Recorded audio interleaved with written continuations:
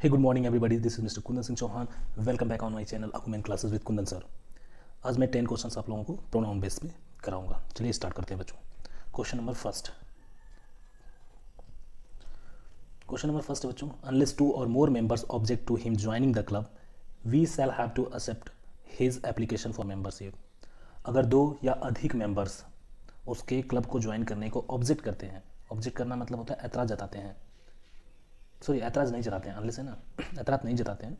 We shall have to accept, हमें accept करना ही पड़ेगा क्या, हिज एप्लीकेशन फॉर मेंबरशिप के लिए उसका एप्लीकेशन। तो यहाँ पे गलती क्या है और गलती किस वजह से है वो मैं आपको लेके चलता हूँ। यहाँ पे गलती है बच्चों ये हिम जो वर्ड है ये एक ऑब्जेक्ट है। तो ज्वाइनिंग जो वर्ड है ये क्या है, इसे ध्यान दीजिएगा। ज्वाइनिंग ज्वाइन वर्ड से बनता है, ज्वाइन के साथ आईएनजी लगाने से, किसी वर्ब के साथ आईएनजी लगाने से, वर्ब की फर्स्ट फॉर्म के साथ आईएनजी लगाने से ये दो चीज़ बनता है बच्चों, या तो ये जीरंड होता है या फिर ये पार्टिसिपल होता है।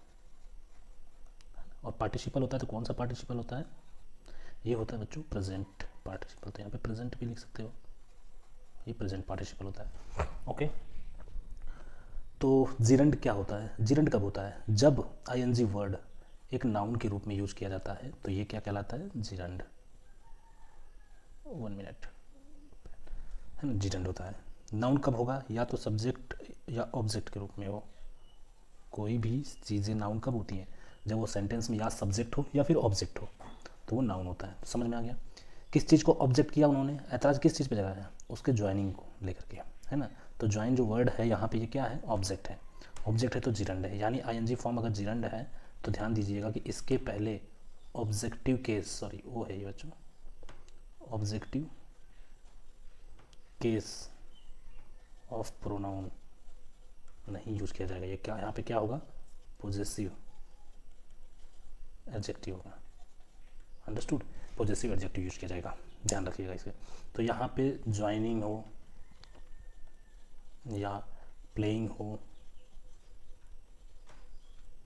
या फिर गोइंग हो, इनके साथ हम क्या यूज करेंगे, हिज यूज कर सकते हैं, माई यूज कर सकते हैं, योर यूज कर सकते हैं, सॉरी योर, अंडरस्टूड, ये यूज करेंगे। तो यहाँ पे हिम के जगह पे क्या यूज करेंगे हम, 1 मिनट, ये हिम की जगह पे हिज यूज किया जाएगा। नेक्स्ट क्वेश्चन सेकंड, इसको रफ कर देता हूँ बच्चों।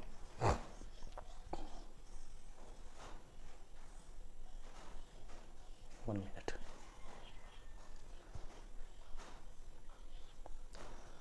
अब मैं आप लोगों को सेकंड क्वेश्चन बताता हूँ। सेकंड क्वेश्चन जो दिया गया है ये बच्चों, I was surprise and pleased. मैं सरप्राइज हो गया, एंड प्लीज का मतलब होता है वैसे संतुष्ट होना और संतुष्ट हो गया। वेन आई वॉज इन्फॉर्म, जब मुझे इन्फॉर्म किया गया, क्या इन्फॉर्म किया गया, मी ज्वाइनिंग द, जब मुझे इन्फॉर्म किया गया तो किस चीज़ के बारे में हुआ, मी विनिंग द कॉन्टेस्ट। मतलब कॉन्टेस्ट का मतलब क्या होता है, कॉन्टेस्ट का मतलब होता है बच्चों स्पर्धा, स्पर्धा प्रतियोगिता ये कह सकते हो। प्रतियोगिता की जीत को, मेरी प्रतियोगिता की जीत के बारे में जब मुझे इन्फॉर्म किया गया, तो मेरी प्रतियोगिता की जीत मतलब जो जीत थी, तो यहाँ पे मी विनिंग जो वर्ड है बच्चों ये गलत है। यहाँ पे क्या होगा, माई विनिंग, मतलब मेरी का सेंस आ रहा है ना, ध्यान दीजिए। और वैसे भी ग्रामेटिकल अकॉर्डिंग ग्रामर के ये एक ऑब्जेक्ट है ना, ये फॉर्म एक ऑब्जेक्ट है। ऑब्जेक्ट है यानी आईएनजी फॉर्म जो यूज किया गया ये जीरंड के रूप में है। अंडरस्टूड, ये एक काइंड ऑफ नाउन है, तो ध्यान रखिएगा। तो नाउन के पहले क्या यूज किया जाता है, पॉजिटिव एडजेक्टिव यूज किया जाता है, ना कि ऑब्जेक्टिव के साथ प्रोनाउन, तो ये यूज नहीं किया जाएगा, ध्यान रखिएगा। नेक्स्ट आगे क्वेश्चन बढ़ते हैं बच्चों, इसको रफ कर देते हैं। 1 मिनट, इरेजर को थोड़ा सा हम इंक्रीज़ कर देते हैं क्योंकि ये इरेजर जो है पूरा ही कर देते हैं। अब थोड़ा सा जल्दी हुआ करेगा इरेज, आपका टाइम भी तो बचाना है, बहुत ज़्यादा टाइम वेस्ट करोगे ये 10 क्वेश्चन करने में तो आगे की चीज़ें कैसे पढ़ोगे। ठीक है, नेक्स्ट क्वेश्चन करते हैं बच्चों। Our dog may look fierce but that would not hurt a fly. Hurt a fly का मतलब कि थोड़ा भी नुकसान पहुंचाना, लेकिन वो थोड़ा भी नुकसान नहीं पहुंचाएगा। कैसा दिखता है, ये बोल रहा है कि our dog may look fierce. Fierce का वैसे मीनिंग होता है बच्चों, 1 मिनट, खतरनाक, खूंखार, ऐसे ये चीज़ें बोल सकते हो, है ना। वैसे सिनोनिम्स इसका डेंजरस आता है, डेंजरस, या सिनोनिम्स में नियर अबाउट सिनोनिम्स में फेरोसियस भी यूज कर सकते हो आप। फेरोसियस भी होता है, यूज कर सकते हो, होता है, इसका सिनोनिम्स ये भी है फेरोसियस। अंडरस्टूड। तो ये कह रहा है कि हमारा कुत्ता भले ही फिरोसियस दिखता हो लेकिन वो थोड़ा भी हर्ट नहीं करेगा। अब एक चीज़ ध्यान दीजिएगा, जब भी कोई नाउन यूज किया जाता है किसी सेंटेंस में, अगर यही नाउन, यही सब्जेक्ट, सब्जेक्ट के रूप में नाउन है यहाँ पे, यही सब्जेक्ट दोबारा यूज किया जाए उसी सेंटेंस में कहीं, तो सब्जेक्ट को नाउन ना लिख करके हमें क्या यूज करते हैं उसके बदले हम यूज करते हैं पर्सनल प्रोनाउन। Personal pronoun. और एक चीज़ ध्यान दीजिएगा, एनिमल के लिए पर्सनल प्रोनाउन बच्चों क्या होता है, इट का यूज़ किया जाता है। अंडरस्टूड। सिंगुलर है तो, अगर प्लूरल होते तो दे का यूज़ किया जाता है। Got it. तो यहाँ पे ये आपका दैट की जगह पे क्या यूज़ किया जाएगा, इट का यूज़ किया जाएगा, दैट यूज़ नहीं किया जाएगा। अंडरस्टूड। तो ये आपका कैंसिल हो गया, यहाँ पे दैट का यूज़ किया जाएगा। Next question, no one can challenge destiny isn't it. No one can challenge, कोई भी डेस्टिनी को चैलेंज नहीं कर सकता। इजंट इट, ऐसा है ना। देखिए ये इजंट इट होता क्या है, इसको बोलते हैं बच्चों इंग्लिश ग्रामर की लैंग्वेज में, इसको बोलते हैं क्वेश्चन टैग। क्या, क्वेश्चन टैग। ये क्वेश्चन टैग होता है। क्वेश्चन टैग होता कैसे, ये होता है एक सेंटेंस होता है, कोई एक सेंटेंस को, मेन सेंटेंस, कोई आप बात बोलते हो, अगर उसको कंफर्म करने के लिए कोई क्वेश्चन पूछते हो, मतलब कंफर्मेटिंग इंट्रोगेटिव सेंटेंस बोल सकते हो, कि कंफर्म करने के लिए कोई क्वेश्चन करते हो तो उसको हम बोलते हैं क्वेश्चन टैग। जैसे हम पूछते हैं कि तुमने खाना खा लिया है, फिर उसको कंफर्म करने के लिए बोलते हैं खा लिया है ना, तो that is called the question tag. वही होता है क्वेश्चन टैग। तो क्वेश्चन टैग के रूल्स क्या है, एक चीज़ ध्यान दीजिएगा, सेंटेंस अगर पॉजिटिव है तो क्वेश्चन टैग सीधे उसका क्या होगा, नेगेटिव। सेंटेंस अगर नेगेटिव फॉर्म में है तो ये क्वेश्चन टैग पॉजिटिव होगा। दूसरा चीज़ इसमें क्या ध्यान रखा जाता है कि जो हेल्पिंग वर्ब यूज किया गया है सेंटेंस में, मेन सेंटेंस में, ये मेन सेंटेंस की बात की जा रही है, क्वेश्चन टैग में ज़्यादा सेंटेंस की बात की जा रही है, तो वही हेल्पिंग वर्ब क्वेश्चन टैग में भी यूज किया जाता है। अगर मान लीजिए कैन है, कोई भी मॉडल है, या फिर इज, एम, आर, वाज, वर, कुछ भी है, तो ये जस्ट वही यूज किया जाएगा। अंडरस्टूड। एक चीज़ बस ध्यान दीजिएगा कि अगर इसमें एम यूज किया गया है तो इसमें आर एंट यूज किया जाएगा, है ना।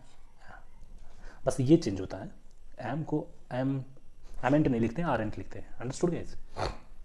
तो ये ध्यान रखिएगा।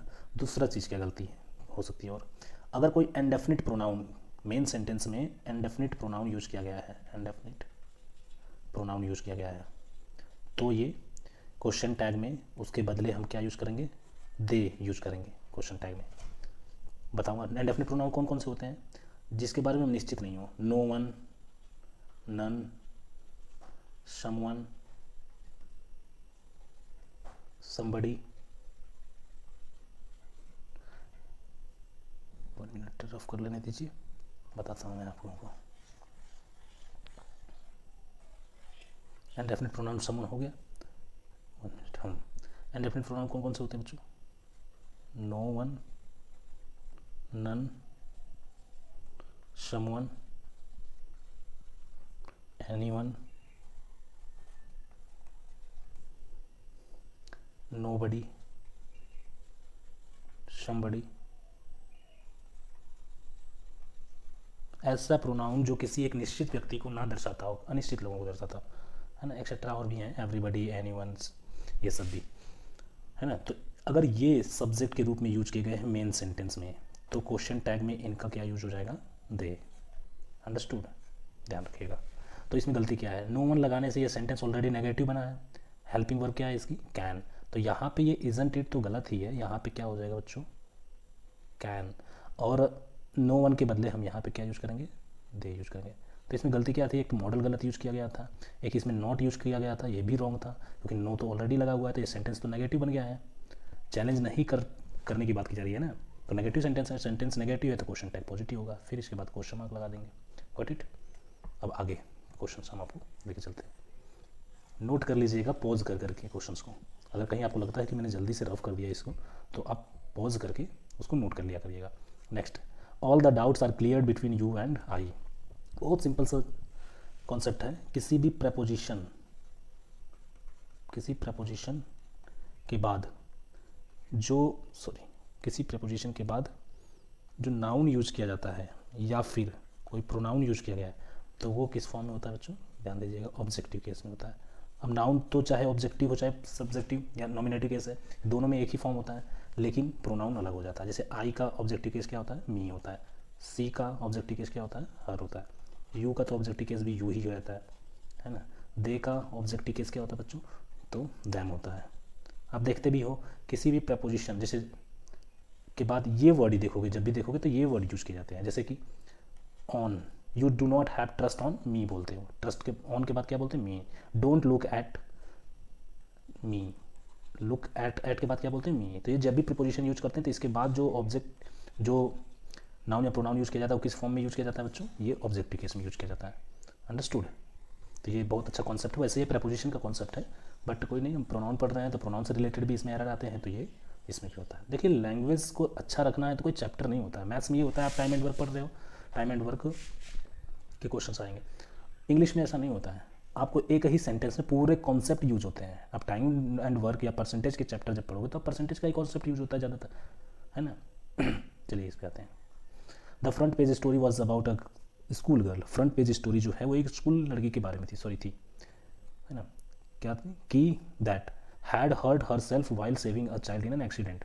अच्छा ये बोला जा रहा है कि the front page story was about a school girl. Front page story school girl के बारे में थी जिसने खुद को हर्ट कर लिया, मतलब खुद को नुकसान पहुंचा दिया जब क्या कर रही थी वो, एक्सीडेंट में एक बच्चे को बचा रही थी। तो एक चीज़ ध्यान दीजिएगा, यहाँ पे दैट का यूज किया गया है, ये गलत है। इसको बोलते हैं बच्चों क्या, इसको बोलते हैं relative pronoun. Relative sorry L है, रिलेटिव प्रोनाउन, रिलेटिव प्रोनाउन। अब रिलेटिव प्रोनाउन देखिए, कोई पर्सन है, व्यक्ति है, शॉर्ट में ही बताता हूँ मैं, वैसे मैं चैप्टर में जो पढ़ाया हूँ उसमें पूरा सही से बताया हूँ। पर्सन है तो उसके लिए हु और हुज यूज किए जाते हैं, ध्यान रखिएगा। ये हु कब, जब सब्जेक्ट की ज़रूरत होती है, मतलब वो सब्जेक्टिव फॉर्म में अगर यूज किया गया है, यानी नॉमिनेटिव केस। ये क्या होता है, ये ऑब्जेक्टिव, मतलब कि जो एंटीसीडेंट है, और ये क्या कहलाता है, पॉजेसिव। ध्यान रखिएगा, सॉरी रफ कर लेता हूँ इसको, गलत लिखा गया। ये होता है बच्चों पॉजेसिव, पॉजेसिव केस। तीनों के यूज़ मैं बता देता हूँ अभी, पहले फ़िलहाल ये बता देता हूँ। और कोई मान लीजिए एनिमल है या नॉन लिविंग थिंग्स हैं, नॉन लिविंग थिंग्स, तो इसके लिए विच का यूज़ किया जाता है जनरली, विच। अंडरस्टूड। तो दैट का यूज़ कहाँ पे किया जाता है तो वो भी रिलेटिव प्रोनाउन। अब दैट का यूज़ कुछ स्पेशल केसेस में किया जाएगा, 1 मिनट। दैट का यूज़ मैं प्रोनाउन के चैप्टर में बहुत अच्छे से बताया हूँ। दैट यूज होता है बच्चों for some special cases,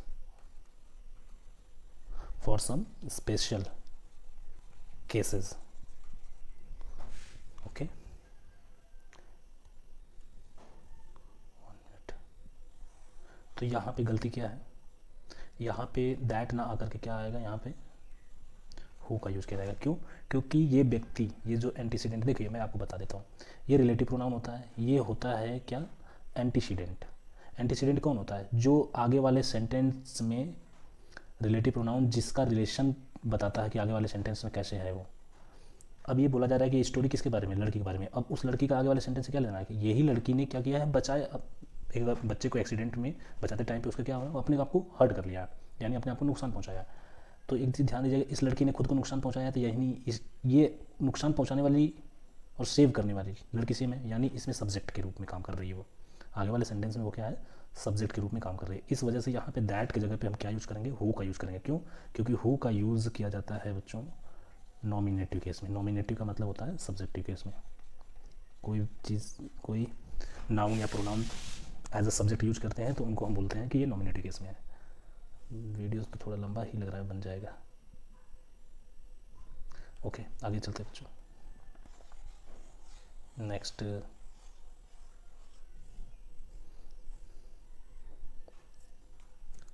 the last thing that the fond mother gave her only son for his was his blessing. आखिरी चीज़ जो, अच्छा फॉन्ड मदर का मतलब होता है जो लाड प्यार करने वाली होती है ना, बहुत ज़्यादा मानने वाली, है ना। फॉन्ड मदर ने अपने बच्चे को क्या दिया, अपना आशीर्वाद दिया। अंत में अपने बच्चे को क्या दिया, उसने अपना आशीर्वाद दिया। तो एक चीज़ बताइए, मदर क्या है, ये फेमिनिन जेंडर में आता है ना, फीमेल है ना ये, फीमेल, तो ये फेमिनिन जेंडर में आता है। तो इसके लिए क्या यूज़ करते हैं, हर का यूज़ किया जाता है।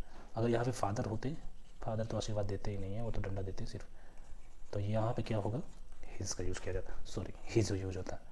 और यहाँ पे मदर के लिए ही। अब कोई न्यूटर जेंडर होता है जिसका सेक्स डिफाइन नहीं कर सकते हैं, जैसे कि बहुत बेबी है, स्मॉल बेबी, इन्फेंट टाइप का, या इन्फेंट है, इन्फेंट का मतलब ब्रूड बच्चा, अगर ये है तो इनके लिए क्या यूज करते हैं, इट्स यूज करते हैं अपने के सेंस में अधिकार बताने के लिए। तो ये चीज़ ध्यान रखिएगा आप, है ना। कोई नॉन लिविंग थिंग्स है तभी भी, नॉन लिविंग थिंग्स के लिए भी, नॉन लिविंग थिंग्स के लिए भी क्या यूज़ करेंगे अपने के सेंस में, इट्स का यूज़ करेंगे। या फिर एनिमल्स यूज़ करते हैं, जब तक एनिमल्स को पर्सनिफाई नहीं किया जाता है, सॉरी एनिमल, तभी भी ये इट्स यूज़ किया जाता है, ध्यान रखिएगा। ओके गाइस, तो यहाँ पे हम इसको रफ कर देते हैं और आगे के क्वेश्चन आप देखिए। क्वेश्चन नंबर 8, कमेंट करिएगा आप लोग। क्वेश्चन नंबर 8 का है, it is I who is to blame. अब इसमें मैं आपको पूरी चीज़ें समझा देता हूँ। इसका मतलब है कि वह मैं ही हूँ, it is I who is to blame. ध्यान दीजिए, मैं ही हूँ यानी इस व्यक्ति के जिसके, है ना, इज़ टू ब्लेम का मतलब हो गया कि ब्लेम करना है, वो मैं ही हूँ जो जिनको ब्लेम करना है। एक चीज़ ध्यान दीजिए, ये इसको क्या बोलते हैं सेंटेंस में, यही है आपका रिलेटिव प्रोनाउन। इसके पहले वाला जो व्यक्ति है या कोई भी चीज़ है जिसका आगे रिलेशन बताया जा रहा है, वो कहलाता है बच्चों एंटीसीडेंट। इंग्लिश वैसे इतना जानने की ज़रूरत नहीं है एंटीसीडेंट क्या कहलाता है, आप ये समझो कि ये तो रूल्स में लिखे होते हैं कि एंटीसीडेंट के अकॉर्डिंग ये चीज़ें होंगी, तो आपको समझ में आना चाहिए एंटीसीडेंट होता क्या है। ज़्यादातर बच्चे इसी वजह से रूल को समझ ही नहीं पाते हैं। अब ये जो है ये वर्ब है, अब ये वर्ब किसके अकॉर्डिंग यूज़ किया जाएगा, ये वर्ब यूज किया जाता है एंटीसीडेंट के अकॉर्डिंग। मान लीजिए यहाँ पे ये रहता है कि these are the students who is to blame, तो हु इज़ टू नहीं होगा, स्टूडेंट्स के बारे में बात की जा रही है तो आर होगा। यहाँ पे आई के बारे में बात की जा रही है तो एम यूज किया जाएगा, इज़ नहीं होगा। अंडरस्टूड। तो ये ध्यान रखिएगा कि एंटीसीडेंट के अकॉर्डिंग वर्ब यूज की जाती है सेंटेंस में, अगर वो सेंटेंस किससे कनेक्टेड है, रिलेटिव प्रोनाउन से। तो चलिए next questions. I shall avail of this opportunity to meet you there. Avail का मीनिंग क्या होता है बच्चों, देखो अवेल का मतलब होता है फ़ायदा उठाना, है ना, किसी मौके का फ़ायदा उठाना, किसी चीज़ का फ़ायदा उठाना अवेल होता है। एक्विट, absent, अडाप्ट, ADAPT है बच्चों, सॉरी, एक्लेमेटाइज, ZE और SE दोनों करेक्ट होता है, acclimatise, accustom, put, introduce, enjoy. ये ऐसे ट्रांजिटिव वर्ब हैं, सॉरी ये ट्रांजिटिव वर्ब है बच्चों, है ना। अब ट्रांजिटिव वर्ब कौन होते हैं, जिनके बाद ऑब्जेक्ट आता है, इनके बाद ऑब्जेक्ट आना कंपलसरी है। अगर कहीं पे ऑब्जेक्ट नहीं दिया है तो इनके ऑब्जेक्ट की जगह पे क्या लिखेंगे, रिफ्लेक्सिव प्रोनाउन। अब रिफ्लेक्सिव प्रोनाउन क्या होता है, ये प्रोनाउन के चैप्टर में मेरे से पढ़ लीजिएगा आप लोग, प्लेलिस्ट में आप लोगों को मिल जाएगा रिफ्लेक्सिव प्रोनाउन। फॉर एग्जाम्पल मैं बता देता हूँ, रिफ्लेक्सिव प्रोनाउन वो होता है जो किसी सेंटेंस में सब्जेक्ट को ऑब्जेक्ट बनाता है। अगर सब्जेक्ट को ही ऑब्जेक्ट बनाना है तो उसको किस फॉर्म में यूज़ करते हैं, रिफ्लेक्सिव प्रोनाउन। तो आई का रिफ्लेक्सिव प्रोनाउन क्या होता है, माई सेल्फ होता है। यू का रिफ्लेक्सिव प्रोनाउन क्या होता है, योर सेल्फ होता है। अब तो कुछ याद आ रहा होगा आप लोगों को, है ना। दे का रिफ्लेक्सिव प्रोनाउन क्या होता है, देम सेल्व्स होता है, देम सेल्व्स होता है। तो ध्यान दीजिएगा इसमें गलती क्या है, आई सेल अवेल के बाद कोई ऑब्जेक्ट नहीं है, प्रीपोजिशन दे दिया, तो ध्यान रखिएगा यहाँ पे क्या होगा, यहाँ पे लिखा जाएगा बच्चों, यहाँ पे लिख देता हूँ माई सेल्फ। माई सेल्फ क्यों, क्योंकि सब्जेक्ट क्या है, आई है, आई के अकॉर्डिंग माई सेल्फ लिखा जाएगा, लेकिन कहाँ पे लिखा जाएगा, अवेल के बाद। तो ये हो जाएगा I shall avail myself of this opportunity to meet you there. Okay next questions. ये वर्ड्स लिख लीजिएगा जो मैंने अभी लिखा है ट्रांजिटिव वर्ब, ये वर्ब सभी एग्जाम्स में आए हुए हैं, एक भी ऐसा सिंगल वर्ड नहीं है जो मैं अपने कहीं और से हिला करके डालो, सब एग्जाम्स में आए हैं, CDS में, NDA में, फिर SSC में, CPU में, सब में आए हुए हैं। Next questions. Put you in my position and you will realise the problem faced in my profession. Put you, ये क्या कह रहा है कि खुद को अब मेरी जगह पे रख के देखो, put you in my position. तो पुट यू नहीं होगा बच्चों, पुट के बाद बोला जा रहा है, सामने वाले को बोला जा रहा है put your self in my position. खुद को, खुद की इंग्लिश क्या होगी, है ना, सॉरी लिख, दिमाग में कुछ और चलता है, लिख कुछ और देता हूँ, है ना। Put you in my position, तो ये गलत होगा, तो क्या हो जाएगा वहाँ पे, put your self in my position. तो यहाँ पे यू की जगह पे योर सेल्फ यूज किया जाएगा। तो ठीक है बच्चों, आगे ऐसे ही बने रहिएगा और मेरे चैनल को सब्सक्राइब कीजिए, लाइक कीजिए और फिर इसको शेयर भी कर दीजिए अपने दोस्तों के साथ। Okay bye bye guys.